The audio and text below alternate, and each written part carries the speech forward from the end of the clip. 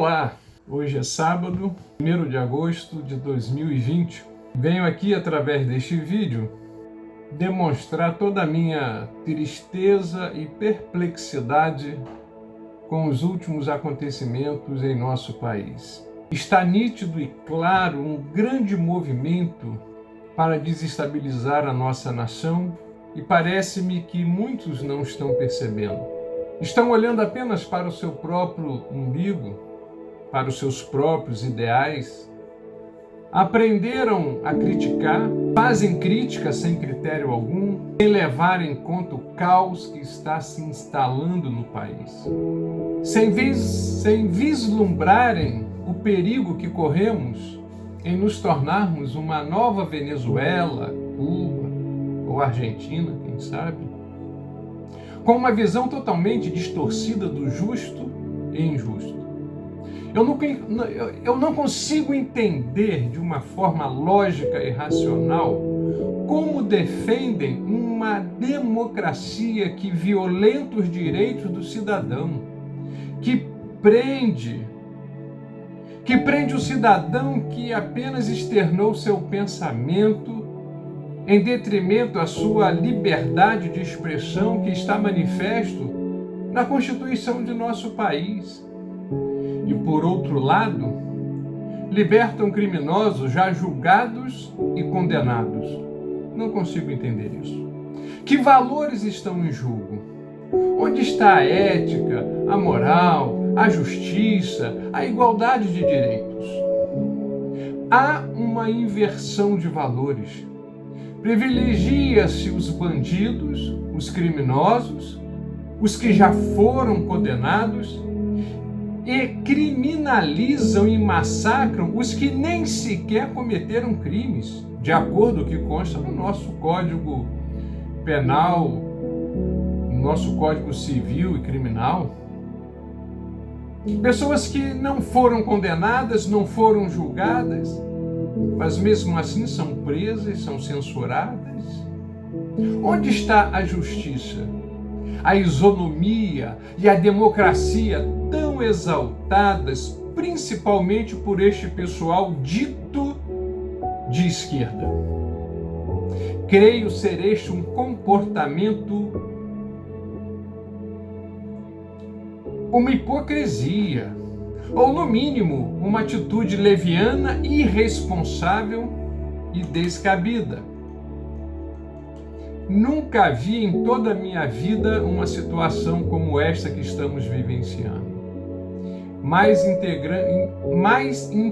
intrigante ainda é que os mesmos que diziam que este governo seria um governo de ditadura não gritam agora para a ditadura que está sendo imposta pelo Supremo Tribunal Federal, por exemplo. Estão calados, inertes, embargaram suas vozes e aceitam passivamente, como cordeirinhos, tudo o que está se passando. Não sei se é por vergonha, ignorância da realidade, ou ainda não sabem realmente o que é viver uma ditadura. Quando vejo alguém que, por ser de direita, sendo acusado e já condenado pela opinião de alguns, sem ao menos ser apresentado as respectivas provas irrefutáveis e julgamento do ato criminoso, enquanto outros, com o mesmo teor de acusação e até mais grave, sendo ignorados, permanecendo no anonimato, e longe de qualquer acusação ou condenação pelos mesmos crimes que acusam o de a ideologia de direita, só me vem um pensamento: estamos trilhando por um caminho que talvez não tenha mais volta. Estamos rumando para um regime de ditadura em nosso país e que não está sendo conduzido pelo nosso presidente. E isto me deixa indignado e perplexo por tamanha ingenuidade de uma esquerda que não tem a mínima consciência do que é viver em um país governado por déspotas, que só pensam em enriquecer os que estão na liderança. E o povo? Esse é massa de manobra que serve aos seus propósitos e que recebe uma migalha como um cala-boca e ainda ficam agradecidos por verem seus líderes tão bonzinhos, não é mesmo? Eu vou dar apenas um exemplo de como a esquerda se utiliza de 2 pesos e 2 medidas. O senador Flávio Bolsonaro,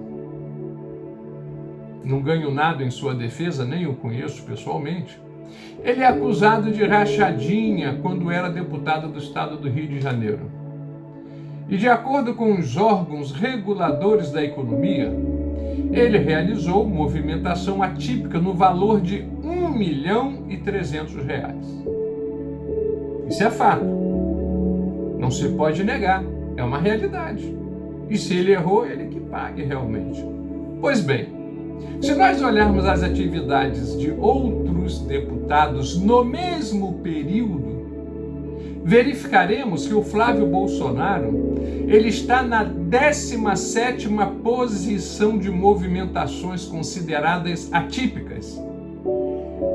Então, por que os outros 16 parlamentares não estão sendo investigados, já que ultrapassaram e em muitos valores constantes da relação?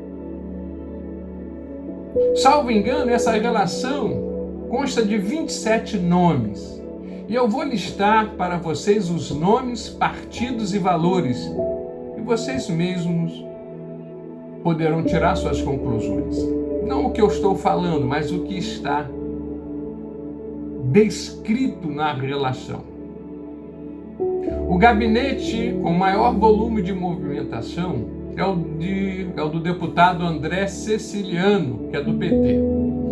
Foram 4 assessores com movimentação atípica de 49,3 milhões. O Flávio Bolsonaro é 1 milhão. Esse camarada movimentou 49,3 milhões. Tem algo errado aí. E a maior parte se refere a entradas e saídas na conta de Elisângela Barbieri, que só ela movimentou 26,5 milhões em sua conta. Isso segundo o COAF, não sou eu que estou dizendo, não. Relatório do COAF. Qualquer um de vocês tem acesso a isso, só procurar na internet.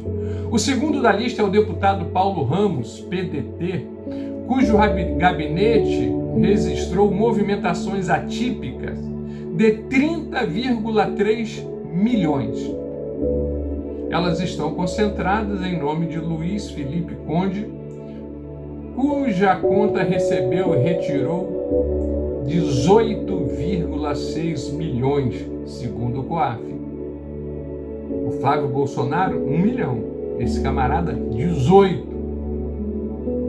Por que não está sendo investigado? Por que não tem processo contra eles?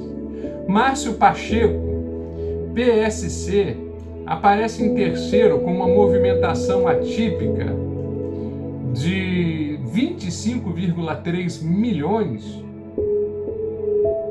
Luiz Martins, PDT, 18,5 milhões, é o quarto da lista. Outros deputados estaduais cujos funcionários realizaram movimentações atípicas em 2016, é o período aí do Flávio Bolsonaro também, são o doutor Deodalto DEM com 16,3 milhões, Carlos Mink, PSB, com 16 milhões, Coronel Jairo, PSC, com 10 milhões, esse está preso, Marcos Mille, PHS, 7,8 milhões, Luiz Paulo, PSDB, 7,1 milhões, Tio Carlos, SD, 4,3 milhões, Pedro Augusto, MDB, 4,1 milhões, Átila Nunes, MDB, 2,2 milhões. Iranildo Campos, SD, 2,2 milhões. Márcia Giovanni, DEM, 2,1 milhões. Jorge Pisciani, MDB, 1,8 milhões.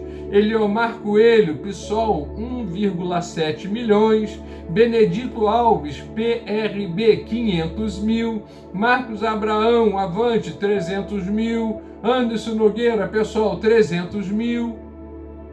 Por que só o Flávio Bolsonaro está sendo indiciado? Por que só se fala no Flávio Bolsonaro?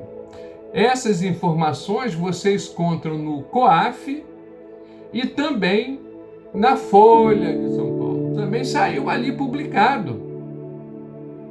Ora, por que vão pegar apenas um? Por que esse povo aí que fica gritando hashtag fora Flávio Bolsonaro, Bolsonaro é ladrão, né? Rachadinha do Flávio, rachadinha lá do assessor dele que foi preso agora, esqueci aqui o nome, esqueci o nome do camarada, mas por que só falam nesse? Se existem 27, de 27 só pegaram um, e com valor que não é tão expressivo quanto o de 49 milhões, 26 milhões, 18 milhões, vai falar de 1 milhão. Ora, se isso é errado, todos têm que ser punidos, não apenas um. Tem que pegar esses 27 e, se for o caso, cadeia neles. Flávio Bolsonaro, eu não estou aqui para defender ele, não. O que eu estou tentando mostrar é que há uma incoerência. Alguém está cego. Alguém não está vendo o que está se passando. Esse povo ou agem de má fé ou são ignorantes. Preciso falar mais alguma coisa? Pensem e sejam justos com vocês mesmos. Não sejam hipócritas. Sejam coerentes com a nossa nação. O que está em jogo aqui não é Flávio Bolsonaro, não é a vida do Benedito Alves, não é o Paulo Ramos. O que está em jogo aqui é a nossa nação. É a forma que vamos viver daqui para frente. E já para terminar, eu gostaria de acrescentar ainda que em praticamente todos os municípios e estados do nosso Brasil, essa prática é recorrente e ninguém fala nada. Pensem nisso. Até o nosso próximo vídeo. Não esqueçam de dar aí o seu joinha, de fazer seu comentário, de compartilhar, né? Vamos divulgar esse vídeo para que haja um repensar naquilo que estamos defendendo ou que estamos corroborando, às vezes inocentemente, sem perceber os preâmbulos,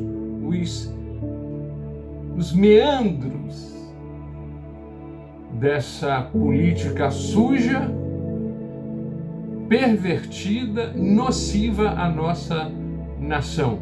Se você achou interessante esse vídeo, compartilhe, deixe aí o seu comentário, né? Dê um joinha, dê um like aí. Deus vos abençoe e que Deus tenha misericórdia de nossa nação. Até nosso próximo encontro.